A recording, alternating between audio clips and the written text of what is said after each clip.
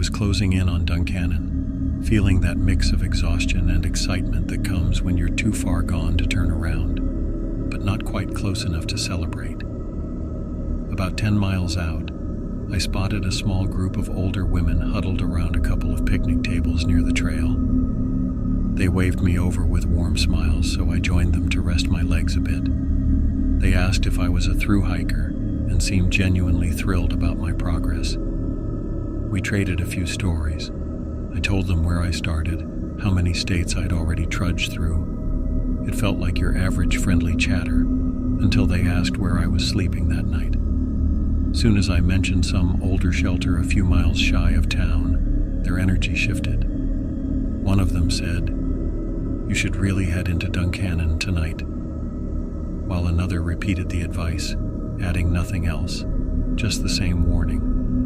None of them spelled out why, and I remember thinking, are they worried about the weather or something? But their eyes had this urgency, like they knew something I didn't. I tried to press them for details, but they brushed it off, insisting it'd be better if I pushed on to town. My pack was heavy, and my feet were screaming at me, so heading all the way in felt like an extra challenge. Their unease was contagious, though. As I said my goodbyes, that tension they carried clung to me like a damp chill. By late afternoon, I found myself turning off the main stretch of the Appalachian Trail, following a steep side path toward the shelter.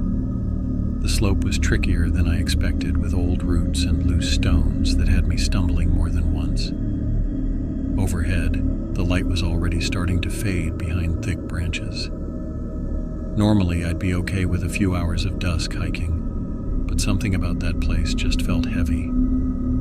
Eventually, I reached two battered structures that I knew from my guidebook were built by Earl Schaffer. He was basically royalty, having been the first person to ever hike the entire trail in one go. The shelters looked ancient, sagging in spots, and the musty boards gave off a whiff of age and rot. Nearby was a new shelter under construction, and even from a distance, I noticed carved faces on the beam ends. They peered out in a way I couldn't quite describe, like silent observers in the dying light. I could have stayed in the half-finished shelter, but it seemed even more unsettling with those carved heads. So I stuck to one of the old ones. Inside, the shelter's floor was just round log